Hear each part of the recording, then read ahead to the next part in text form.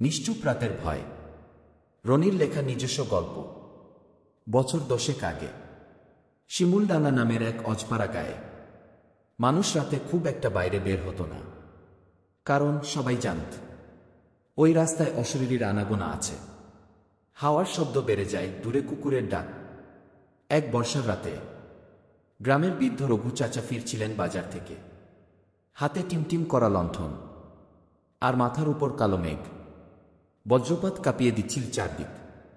হঠাৎ তিনি দেখলেন রাস্তার ধারে দাঁড়িয়ে আছে এক মহিলা, মাথায় ভিজে চুল, সাদা শাড়ি, মুখটা অন্ধকারে ঢাকা। চাচা ভেবেছিলেন হয়তো কোনো গৃহবধূ। তিনি বললেন, মা, কোথায় যাবেন?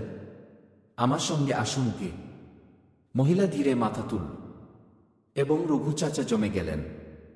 মুখে কোনো ঠোঁট নেই, দাঁতের ফাঁক দিয়ে বেরোচ্ছে ভৌতিক এক হাসি। চাচা দৌড় দিতে যাবেন, এমন সময় পিছন থেকে শোনা গেল, আজ রাতে তুমি পালাতে পারবে না কি?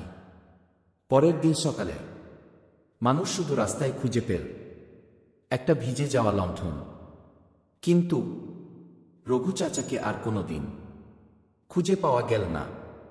আজও বর্ষার রাতে সেই রাস্তায় গেলে শোনা যায় এক বৃদ্ধের কাপা কণ্ঠ আর টিমটিম লণ্ঠনের আলো।